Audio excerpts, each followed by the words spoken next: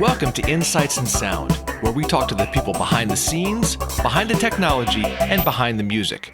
People you may not know, but you should. And please check out getitinwriting.net/shows for a full list of our podcast YouTube series. My guest is producer engineer Matt Wallace. His credits include Faith No More, John Hiatt, Replacements. Yes, Replacements. And a plethora, Maroon, a veritable Maroon plethora. 5, worked with Sheryl Crow, worked with a bunch of people, a lot of Three Doors Down. I mean, there's a bunch of stuff. I always forget when I have to list off the people. But anyway, that's an idea. Yeah. And what I like about that is that it's really, as we were speaking earlier, it's all over the map musically. One thing that I am really impressed with on all of your recordings is they're all very wide. They're all very clear. There's a lot of stuff going on, but I can pick out every element. There's not a lot of clutter. And that, I think, speaks to really experience in not only recording, but in critical listening. That's a really good point. I mean, for me, I think I've always thought of myself as an arranger producer. And I help bands arrange things like, okay, we got a couple of verses and choruses, we should add a bridge, or we should have a drop down verse 3. So I definitely push in that direction in terms of arrangements of the songs, but also arrangement in an amount of instruments and where they're happening. Because a great mix, as far as I'm concerned, really is down to judicious recording, where you don't record too much junk. And if you do record a bunch of stuff, then you have to be really careful and also relatively brutal in what you're going to edit out. And for me, I've done that. I mean, a lot of times I make records where we just record a lot of stuff, more than we need. And then it's my job is to, cull what's important and, edit out what we don't really necessarily need. And I learned doing a lot of that with Faith No More, because they all would just play like 100% of the time.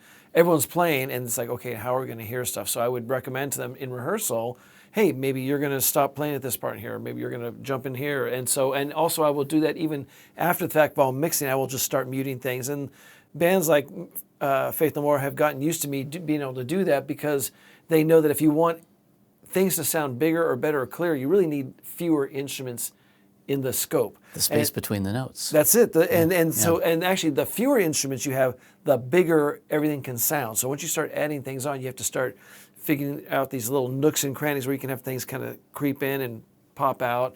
And so arrangement is really what I think makes great mixing. And I think that's one of my frustrations with the advent of digital recording, is that you can have multiple channels. You can have way too much recording, and also people are basically saving their kind of editing for the mixing. They're going to decide what they're going to cull and cut down to the mixing stage, whereas back in the old days with 8 and 16 and 24 track, you had to kind of commit, like, this is all we have. That's where I was going to go with this, because I think you came up in that era, and there is a certain judiciousness that happens when you come up in that era, because there's a power to limits. There's a power to having to make decisions as you go along. And I think that is something that has really, when I meet producers who have come up in the digital era, I think one of the challenges there is that I got 200 tracks, I can fill them all. And you end up with what I call the paralysis of analysis later on, where you're literally just trying to figure out, well, does that really work there? And you've got so much to work with. And I think that, when we had fewer options, we pushed them harder and we got more out of them. I agree. And I think with the advent of digital recording, we are basically postponing decisions. So you're basically like, I can have 200 tracks and I'll decide in the mixing what happens. And I think, back in the old days, first of all, I did about 40 records on 8-track. So on 8-track, you've got to put the drums on 1 or 2 tracks and everything. And I'm recording with compression and with delay or reverb, and you're basically, so when you get to the next stage, you have to commit certain things too. You have to, like when you have background vocals or something, you have to commit and mix them down and make up, free up tracks. Absolutely. Yeah. And for me, I think the peak of recording was 24-track analog, because it forces you to decide what's essential. Yes. What's critical information, what's the salient stuff you need, and the rest of it just kind of goes by the wayside. And if you fill up your 24-track and you have a new idea, you have to decide what ideas are not as good and you have to commit to it. And to me, I was brutal with that kind of thing. It's like, I know what, we're not going to keep this, we're going to keep that, or, you know, and I think the committing earlier makes the mixing stage much easier. And also, by the way, you basically start producing and mixing from day one when you're working with fewer tracks, because you have to envision what it's going to sound like at the end. Yes. And you also, I think, you may at times make decisions that you regret, absolutely. Oh, yeah. But at the same time, there's really the art of committing like that, I think, then really it takes you down a certain path. Yeah. And that's part of the creative process. And that's what I always loved about working with artists in a live situation like that is, you know, well, people, at some point here, we have to decide, is this track staying? Is this, you know, and what do we do with that? And I think those kind of decisions are, that's how the songs are really born, I think. Yeah, I think you're right. And I think with the advent of this better technology, not only can you record more tracks of stuff, but also you can fix and repair things. That's the other thing. And I will undo. Well, you can undo, but also you can put things in time. You can tune things. And I think that the better the technology has gotten, I feel that the musicianship has diminished. Because back in the days of, say, you know, Zeppelin or Bowie or, you know, any bands back then, you know, you had to kind of be really good musicians to capture it. And I remember I remixed some Queen stuff some years ago when they got signed to Hollywood. I remixed a couple of their songs. And the song Tie Your Mother Down, you can hear on the vocals where he's singing it live, and you can hear where they dropped in for a couple of the phrases, but other than that, it's him singing live.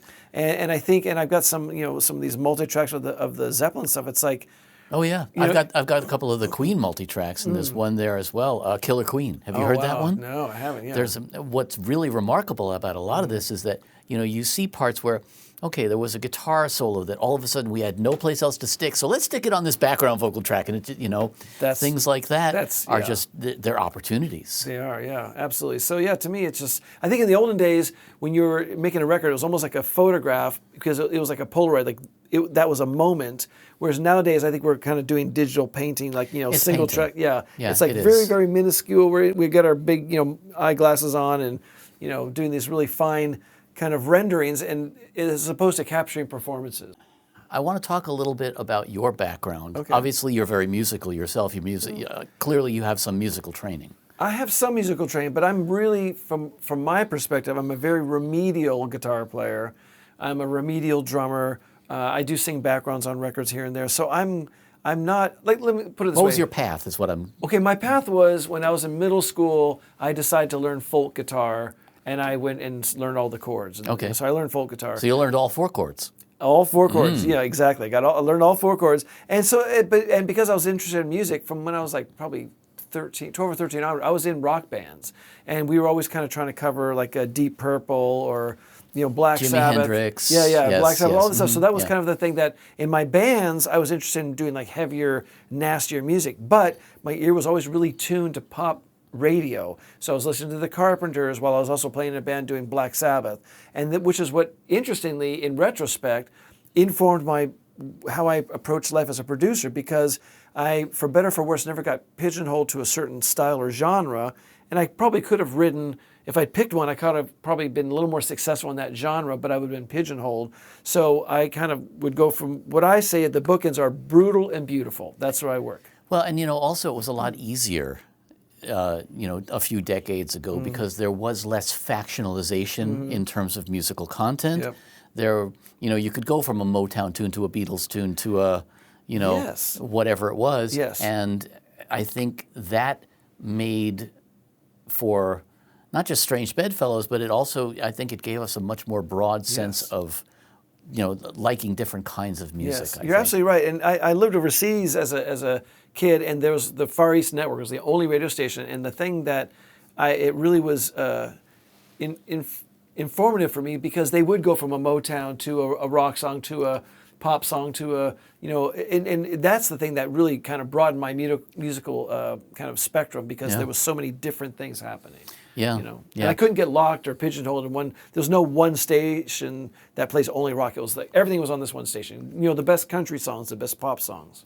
And you went from things like country to show tunes almost, and almost all that everything. stuff, yeah. And I think that really, that creates more of a broad palette to pull from, because you don't know that, oh, this is rock. This is that. You know. Absolutely. So, When did you get the studio bug? Well, interestingly, I got the studio bug relatively early on, but because I had no money, and nor did my bands have any money, I would do this thing where I had these 2 Akai cassette decks and a PV monaural mixer. So I would record my band musically on one Akai deck, and then I would run it through my monaural, PV mixer onto another cassette deck, and simultaneously then we'd sing vocals onto it. So that was my remedial version. Then I got a 4-track, Tascam reel-to-reel, and I had a studio in my parents' garage. 3340? Had the 3340, which was fantastic. That was my first 4-track too, my first recorder. Yeah, it's really great. And then ultimately, I basically convinced my parents to let me have the garage for a couple of years, and I bought a Tascam 80-8, half-inch 8-track. And for me, I was supposed to be making my own record. That was why I was going to do it. But once I built it and had it set up, my friends found out that I had a studio, and then of course they wanted to record. And so you became that guy. And I never made my own album, which I was supposed to do, but I never did. Well, you still have time. Not as much. I'm on the back 9, as they say now. Yeah, well, but now's the time to do exactly, it. Yeah. So in doing that, I guess that's where you also start to pick up the idea of having input into other people's creativity, and that's the part that to me separates production. In that sense, that's the artistic part of production, is starting to have that input on the creative process. Yeah, that's a really, really good point, because initially I was just an engineer, and I was recording lots of different bands, like really like death metal, and I do pop things, all this stuff. And but this was all in your own studio? In my parents' garage. I was doing. So you never apprenticed at a studio? No, interestingly, I never really did that. So. But anyway, so I was just doing this stuff with these bands, and they'd come in, and they of course they had no money, so we had to do things pretty quickly. And they'd say, "What do you think of these songs?" I go, "Well, I think they're great," And they'd say, "What would you change?" I said, "Well, now that we're recording, it's a little late, but the next time you want to record, invite me down to your rehearsal. I will listen free of charge, and I'll give you my opinion about the songs, because I feel that records are made or broken in the rehearsal and writing process." It's absolutely true, and I think that's one of the things that has always stood with me is anytime I've had a band come to me, I want to go either hear them play live, or even more importantly, go to their rehearsal studio, because you want to get that interplay with them, and you want to be part of really the input into creating the songs, I think. Absolutely. And for me, one of my biggest records, actually the biggest record, I worked with Maroon 5 on their first album, Songs About Jane, and they had these incredible demos. Verse, chorus, just tremendous. But then after chorus 2, they would just kind of noodle on out. They'd play solos and vamp. And I remember in rehearsal, I said, "Listen, you guys, if you can write some bridges, we can have some classic songs that people might cover in the future." Now here's a band, unknown band, on Octone Records, unknown label. I had never put out a record before, but I had this idea, this vision, like we need big songs here, and they were already 80% of the way there. But I said we got to do these bridges, and once they wrote those bridges in rehearsal, those are actually the things that sometimes stand out the most in some of their songs. Yeah. Well, and I think that's part of, to me, the ideal role of the producer is to inspire the artist and push them. And you can be cliche about it and say push them out of their comfort zone, which to an extent there is that. But I think it's also to open up parts of their comfort zone that they're not aware of, and guide them into something that feels natural. I think that's more important than trying to get somebody to do something they can't do or doesn't fit. Yeah, absolutely. Yeah, I think that's really important. I think that for me, I guess you're right, the biggest role that I've ever had, there's 2 roles. One is making people feel comfortable and supported enough, and that they put trust in me to actually extend themselves and do their best work. And I always say, look, we got this huge safety net. If we record something you don't like it, we'll mute it or erase it. So I want you to at least try things. And I know I spent a good decade of making safe records where we all kind of stayed within the lines, and I didn't want to go over budget or over time. And I finally learned to trust my gut, which took me a while. And I remember just telling people, listen, if we're open to falling flat on our faces, then we'll be open to making great music. But if we stay kind of more conservative and stay within the box, we're not going to get there. So I said it's really important to be open enough to just really stumble. And that's why we find the best stuff, I think, when people really just push themselves and really kind of try to dig deep and do their best work. Yeah, You know? yeah. And I think a lot of that comes down to forming this relationship of trust, Yes. and that, of course, a lot of, the pre-production process is huge insofar as that goes, because that's when you get the opportunity to hang, Right. and to get to know these people. Right. Something that I think is really important is talk to the artist and find out, where did the song come from? Yes. What does this song mean to you? Yeah. And especially a lot of times you might get cryptic lyrics or something, Oh, but yeah. to be able to pull that out of them, I think then enables you to also pull out a performance out of them, because then they trust you. Absolutely. Well, you're right. And so over time, while working with the band in pre-production during the recording process, I do build trust. And the thing you were talking about, where you ask an artist what the song means to them, that's actually one of my, approaches with a singer. Usually I'll have them run through a couple times and kind of get levels and get them comfortable, and they'll start kind of sounding pretty good. And it's when I feel like they're ready, I will say to the singer, hey, what made you write this song? And then they'll start talking about it. And usually the performance or two after that are the best ones, because they're actually remembering why they wrote it. The inspiration. Exactly. Exactly. Digging Yeah. deep for that inspiration. Absolutely. Yeah, that's to me, that's one of the most important ways to get great vocals, is to do that. Now we were talking earlier about the art of how you do these things, and a lot of times, coming out with certain aspects of the musical approach. Obviously, that's always different with different artists, and an unknown band, for example, when you're guiding them, they haven't really come into their own yet as artists. Put you in the position of an artist like John Hiatt, for example, who came to you with a decade and a half's worth of albums under his belt already. Yes. And to a certain extent is a very malleable artist. I mean, he's been through a lot of different styles, but there's a difference in working with an artist like that who has sort of an idea of who they are versus a young and up-and-coming artist. What are what do you think the differences are in the challenges? That's a good question. Sometimes with young artists, you're trying to help them find their sound and their vibe, and during their early years. So you're actually helping kind of construct this thing that's really theirs and new and unique. But with someone like John Hiatt, he had been around for quite a while. And I remember, I was a big fan of his from his early, angry young man years. Exactly. And so I loved that early stuff. Then he went and kind of became a little more country and things like that. And I remember when we talked, I just, I just said, I think we can make a record that's just a little more. He'd done all the Little Village stuff, and he'd done some really beautiful records. But he did that one really great record with Scott Matthews, Riding with the King. That one where you had Nick Lowe producing some of the tracks, and the Durocs producing some of them. Yeah, and those were really beautiful records. And I guess for me, I was a fan of what they did, but I felt like he'd hit kind of a bit of a plateau where things were sounding a little bit similar. And I just felt that I wanted to reach back to his earlier years where he had a little more energy in him, and so I hired a bunch of young people. Oh, you found the greatest guys. I mean, I was a big fan of School of Fish. Yes. Yeah. In fact, I had seen them at Club Lingerie. That's where it was. I had seen them at Club Lingerie, and I had approached them. I wanted to produce them. This was like back in the 80s. Yes. And I just absolutely loved their music. And in fact, I saw them with a drum machine. Oh, yes. Yes, they was just the two of them with a drum machine. And I think that was, to me, that was one of those brilliant pairings that it was like, who the hell thought of that? That's brilliant. Bringing those musicians in with him, there was a chemistry there that I think you probably would not have even imagined how that would gel. Well, I actually had a pretty good idea. It's interesting because the reason Hiatt even thought about me is because he was driving his son to school. I think his son was like 16 or 17, and I guess he had played him some Faith No More stuff. And he said, Dad, you should get this guy to produce your record. And of course, John's like, well, I don't sound anything like that. But we got on the phone, we started talking with each other. We had kind of a nice, connection together. And he knew I was a fan of what he was doing. And I think fortunately, John Hiatt trusted me to see if we can pull the best stuff out of him. And so then I got these young musicians, and Michael Ward had never done a session before.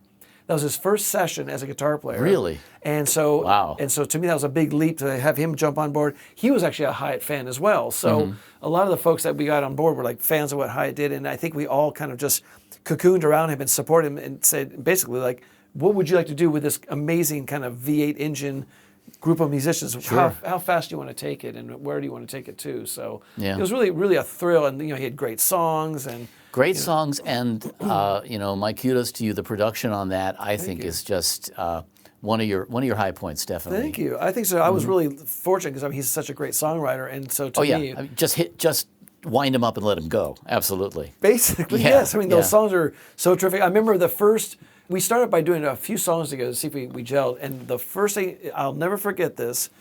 We rehearsed with the band, got everything ready, and we went to I forgot the name of the studio, but we were set up.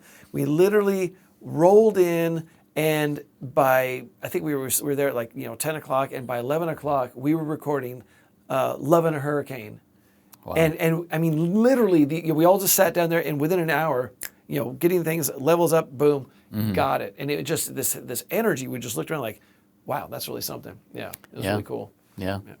And I think, generally speaking, you've had this kind of ethos that. We were talking about this earlier off camera, the idea that, to me, the essence of really working with an artist is to try and do no harm, to try and be as light-fingered as possible, and really let them bring out their own essence. And I think that is something that, I don't know if that's something you can learn. I think that's something that you either feel intrinsically or not. Yeah, I think that's a good point. I think you bring up a really interesting point, because for me, every record, the night before I work on it, I'm up at night going, oh my God, I hope I don't blow it.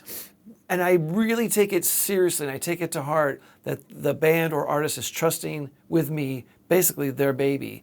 And I can do 3 or 4 records a year, and some might be successful or not, but for them, this is their only record. And so I'm usually up the night before wondering if I'm going to ruin things. And I do want to definitely do no harm. And to me, that's a very, very difficult spot to navigate when you want to do no harm.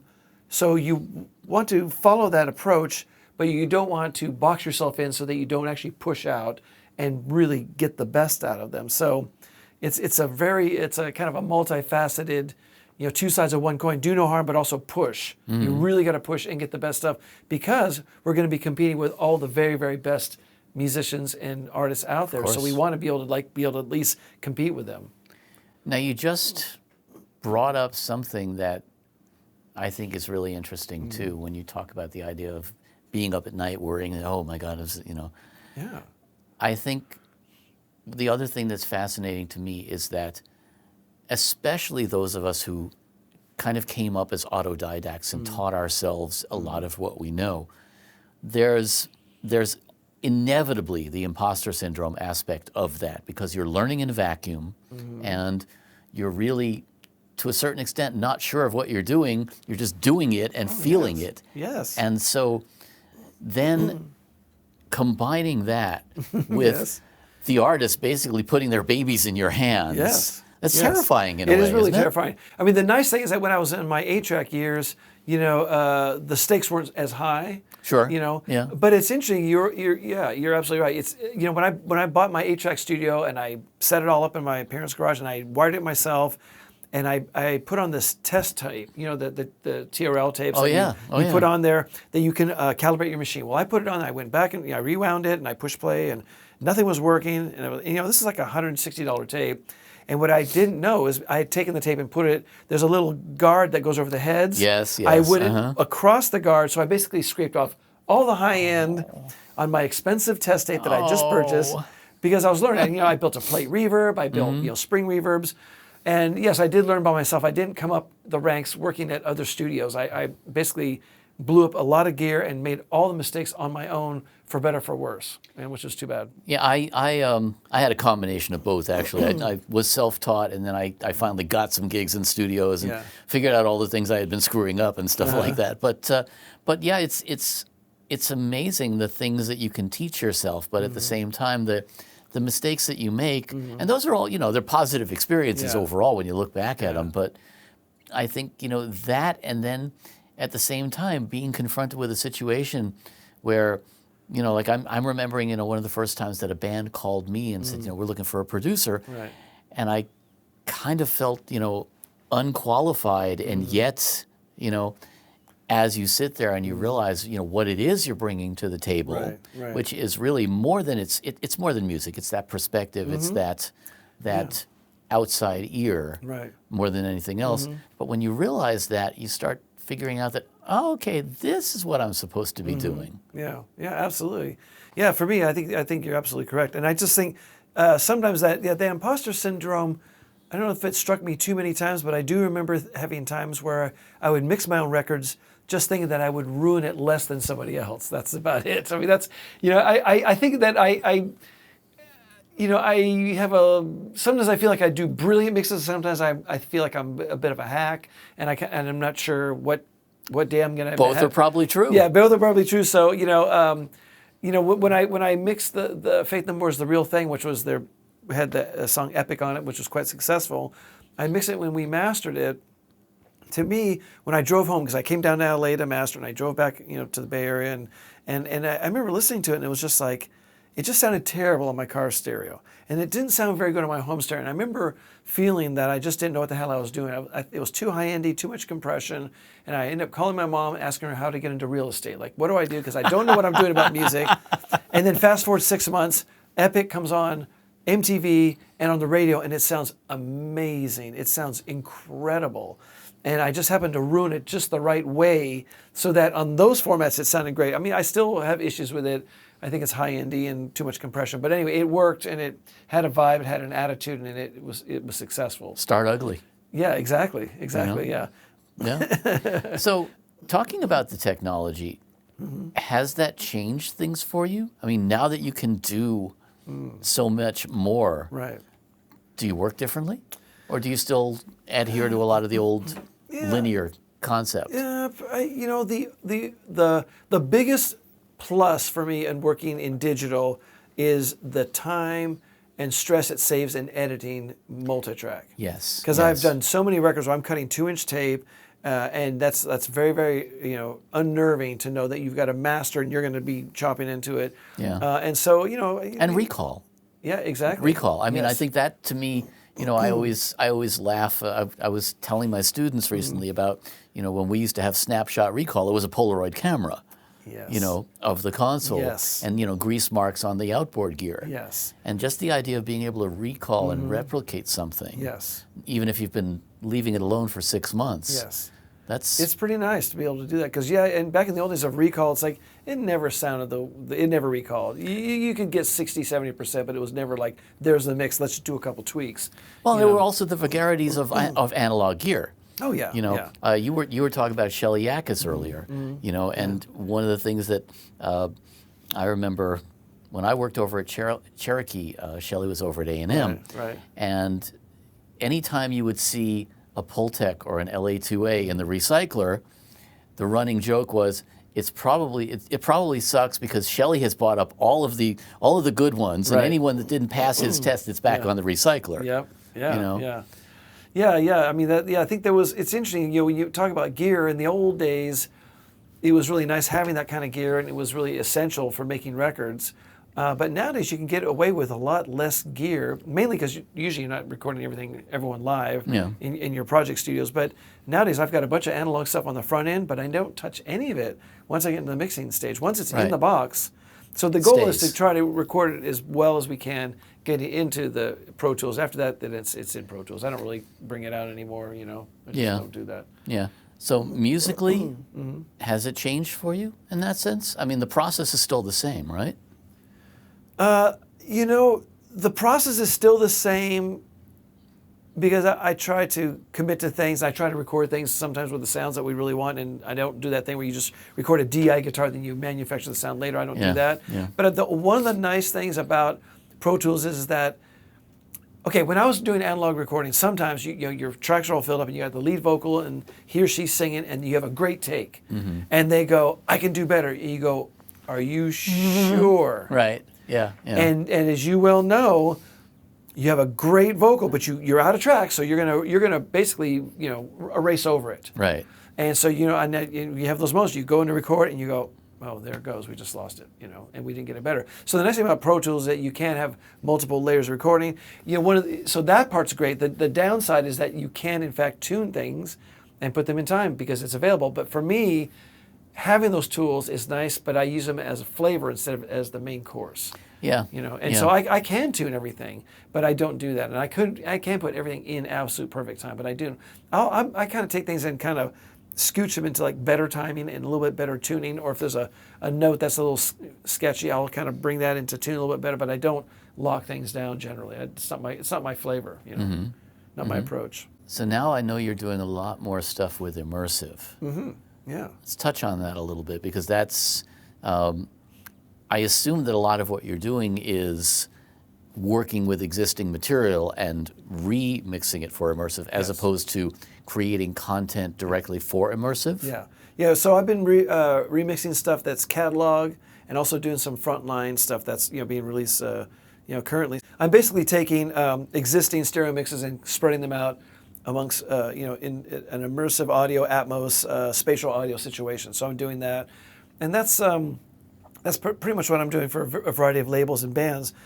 I know people have talked about the idea of recording in spatial audio or immersive audio or Dolby Atmos, and I just don't see that as a real possibility at this point in time because I don't know any singular instruments you want to set up a microphone field around that's going to replicate what it sounds like to, say, sit in front of a drum kit or in front of a guitar amp. So I still don't think it's really appropriate yet, and I'm sure younger people might find a good way to do it, but for me, I still hear things as a stereo field. That's because that's how I kind of learned it, and then I spread things out and try to make it kind of super stereo or super wide and around you. So, but it's I'm not sure about recording it in that.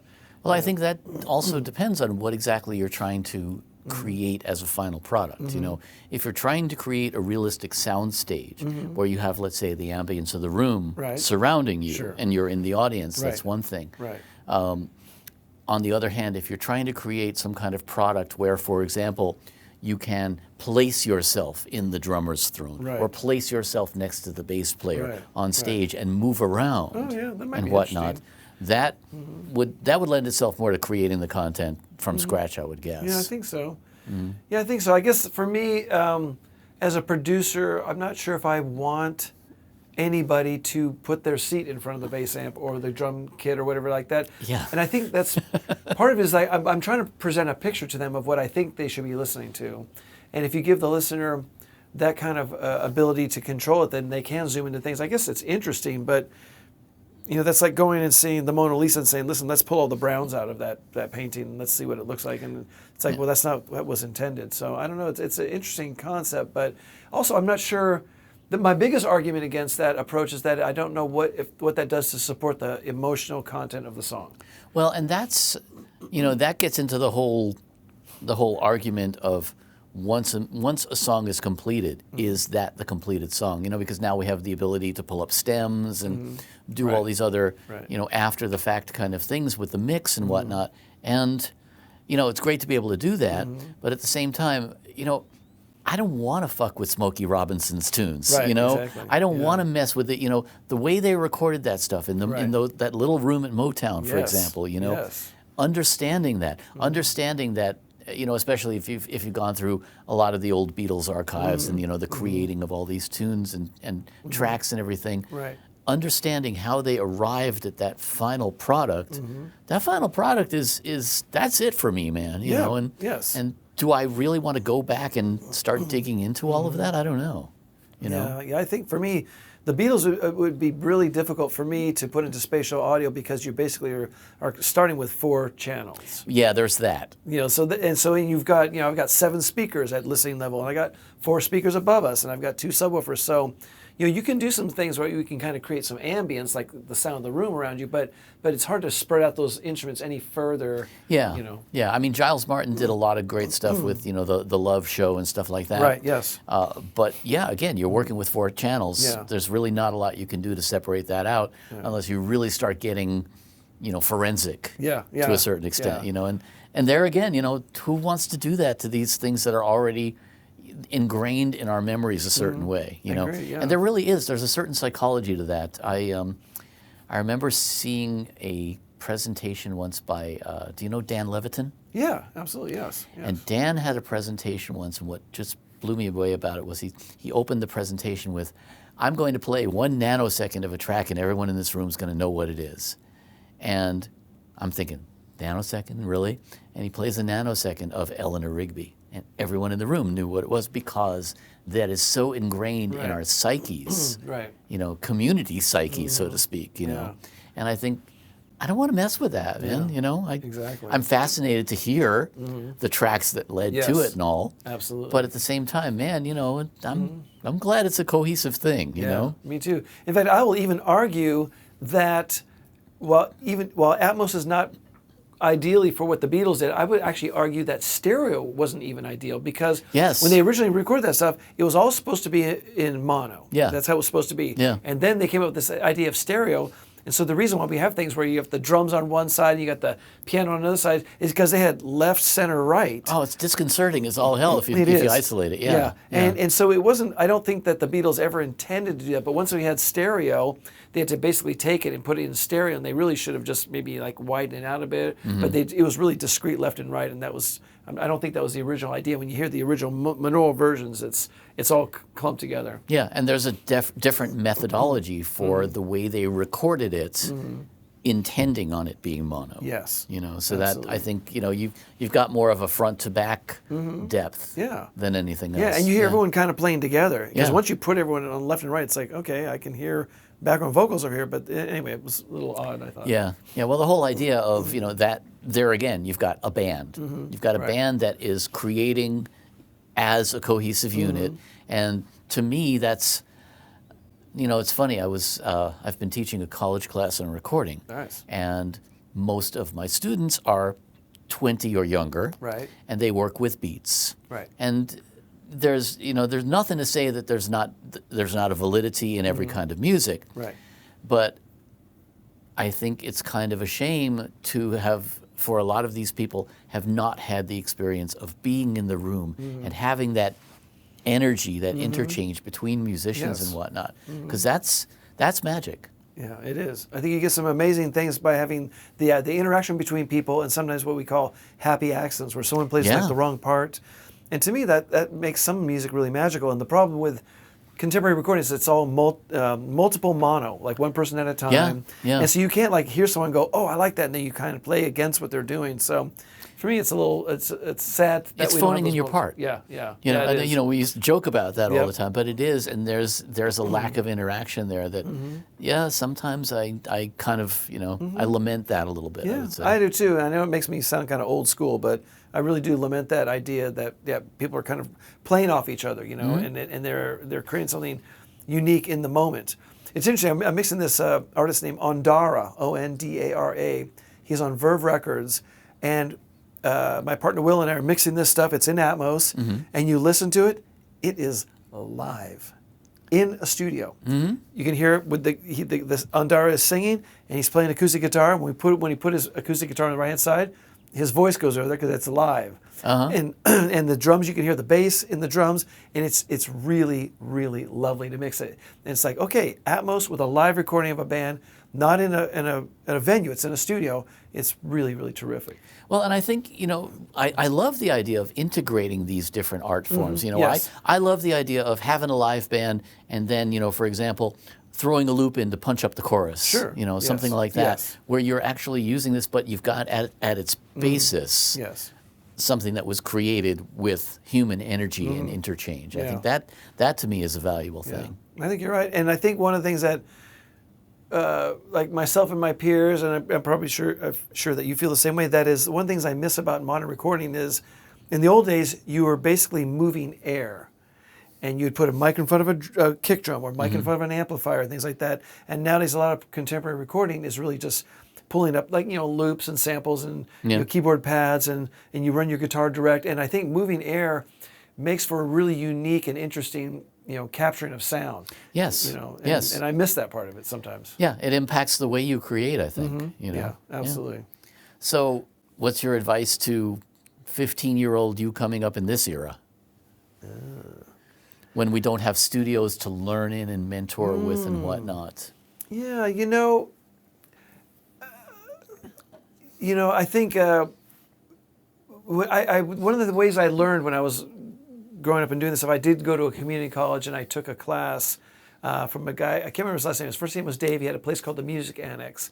Oh, and, yeah. And he was really great. And I remember at the time saying, I want to get in the music business because it's really exciting. He goes, don't do it. There's no more money in it. It's no more fun. It's not fun. This is back in 82, 84.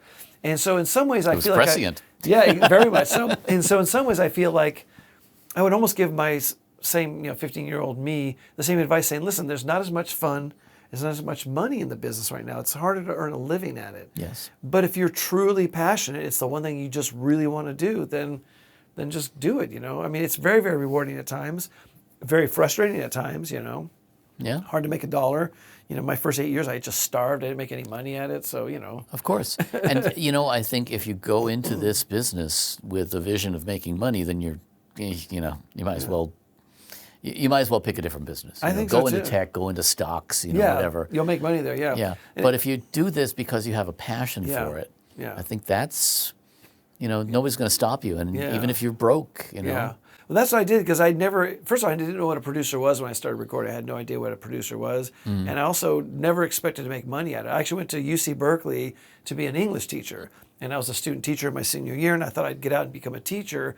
But during those years, I was actually making records in my parents' garage. So once I graduated, I'm like, well, I'm already making recordings. I moved my studio to Oakland, California, and I just started making records. And it never dawned on me that it would become a career.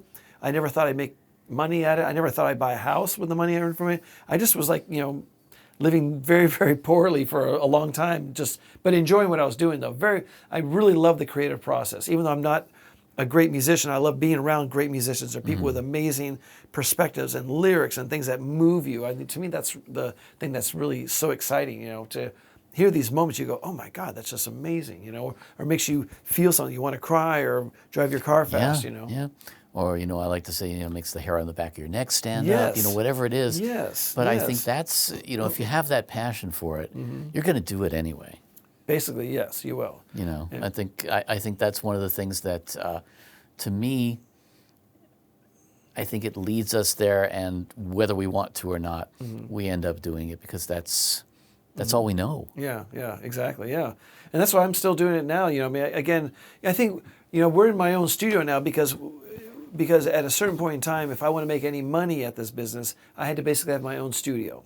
Because I started making records where I was making records, and eventually it was like the budgets got smaller and smaller, and I couldn't afford to pay for recording studios and pay for myself.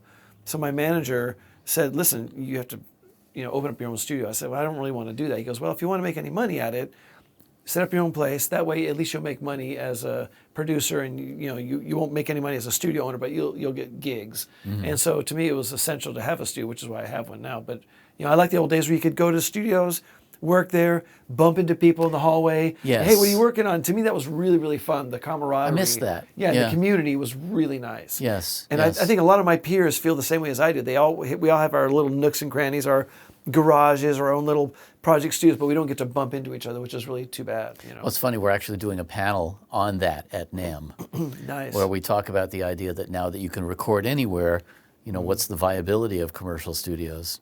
We're calling the panel "Get a Room." Yeah. Well, I think it's good because I mean, a lot of commercial studios, Sound City Studios, which used to be across the parking lot, they're no longer a commercial studio. Now it's a project studio. And in the old days, I could afford to go to a nice studio and stay there for, say, 2 months. Nowadays, I go to a studio for like 2 or 3 days to record drums. To track something, yeah. That's it. Exactly. And I come here and I do all the overdubs. And same thing with mixing. You go to a big room with a big, SSL J mixing board and work there for, $1,500, $22,000 a day. And nowadays, I just do it here because it's cheaper and I can afford it. Yeah, and you have more options too. A lot more options, and you're not sweating the clock's ticking and the money's flowing. Yeah. So the only other thing I want to touch on, and you kind of alluded to it just now with the whole studio thing, is that I think a lot of careers, especially, we were talking before about, our mutual careers and how they sort of arc from one thing to another. And I think a lot of times it's based on, what the universe hands you. Sure. Who you run into, what kind of experiences you have, and just the willingness to take that leap of faith to go from one thing to another to another. Right. And I think that is something that definitely, you certainly personify. Well, I mean, I guess I have, in terms of staying in the music business, I've certainly done that where I've just, as an independent, producer, I've had to kind of find my jobs. Mm-hmm. And while I'm But working, it's right place, right time a lot of times, isn't well, it? there's that, and also being willing and able and, passionate. I mean, I got the Replacements gig because I was a big fan of theirs. I really wanted to work with them, and I knew some of the folks at Warner Brothers. I said, I want to work with the Replacements. And they go, well, Tony Berg's doing the record. I'm like, oh man, okay, well, too bad. How do you fight with that? Yeah. And so, but then he quit or got fired. So then I was like, oh, I want to work with the Replacements. They go, well, Scott Litt's going to do the record. And I was like, oh man, okay. But then he didn't do it. But I was so persistent. They finally said, okay, fine. Call Paul and talk to him, and we'll see where it goes. And I talked to him, and then I ended up doing the record. But I was very quietly persistent, kept knocking on the door, and just making myself available to do it, So those are the things you have to do, I mean, working with Maroon 5, I was offered quite a bit more money to work with another band, actually twice as much money to work with another band. But when I heard Maroon 5 and I heard their songs, I was like, well, I'm going to bail on that thing. I'm going to do this thing for half the money because I was really passionate about it. Yeah. You got to be I a was fan. huge That's fan. Yeah. I think to me that's one of the most critical starting points with any project is if I don't love them from the outset, if I don't hear that potential from the outset, I'm not going to be their best advocate to bring it out. Well, you're absolutely correct. And that's one thing my manager, Frank McDonough, always said to me. He's like, if you love the music, we'll figure out the money, we'll figure it out. And that's why I did do Maroon 5 instead of another project, because it was like, it wasn't about the money, it was about I love the music, and I said, let's do this, And he always says, listen, you got to be passionate about it, so if you don't want to do it, don't do it. And I've kind of followed that path with the projects I've chosen over the years, is that I find things that I really feel passionate about. And also, that's why I don't stay too much in heavy rock, because after a couple of records like that, I get bored. So I want to go do something more pop and melodic, and then I kind of go back and forth because I just want to follow my passion for what's exciting to me at that moment. Yeah, and as we said earlier, the whole idea of being able to transcend genres in that sense, and be able to really mix them, because I think that's the most brilliant stuff. I'm a big fan of complete genre busting. There's a great thing that I just discovered recently. That's the ukulele orchestra of. They're somewhere in England, but wow. It's like 12 ukulelists, and they do things like Psycho Killer and whatnot. Oh, wow. And it just I love music that just completely takes you off guard. Yeah, that sounds great. Yeah, that sounds exciting. Yeah. So you've clearly done a lot of that. I've tried. I mean, I've tried to just follow my muse and follow my passion, and it's been exciting. Yeah, actually, in some of this Atmos stuff, I just mixed this artist named Chico Curlyhead. He's like a 18-year-old great rap. name. Yeah, he's a rap singer artist. He's I think he's from he's kind of mixed, but he sings in Spanish and in English, and his approach and how they produce a track is so gorgeous. It's really, really beautiful, and I love it. It's one of my favorite things I've mixed recently, and it's something that's kind of outside of my usual milieu of what I do, and I just love it. What a thrill! I think stretching like that is what keeps you fresh, right? Yeah, it is very much so. To put up the faders and hear something new and unique. In this Andara thing where this guy's from Africa and he's just doing this live recorded music. It's like, oh my God, what a thrill. I'm still hearing things that are exciting to me, even after doing this for almost 40 years, That right there is the best blessing you can have, man. It's true. It's really true. That's really true. Yeah. Yep. Matt Wallace, thank you for being my guest. Thank you so much. I really appreciate the opportunity, and I have to say I'm really inspired by your journey of how you've been able to really take moments and turn them into careers repeatedly, and that's really fascinating. I love the stuff you were telling me. That was really, really something. Oh, thank you. Yeah, that's really cool. I don't think I've met anyone who's been able to land on their feet that well in different stuff, because you've done things that are very, very different. I've done different kinds of music, but I'm still producing. But you've really done different aspects and portions of the music industry. That to me is really a thrill to hear about that. Where you get involved in the tech side of things, or you've produced and you PR or interviews. So that's really, really cool. So well done. Same thing though, following your passion. Yeah. Right. Well, it's really cool. It works for all of us, I guess. Absolutely. Yeah. Good. Well, thanks so much. It's been great. Thank you. Thank you. Really appreciate it. Hey, I'm Daniel Keller. Don't forget to hit the subscribe button and join us each week for Insights in Sound.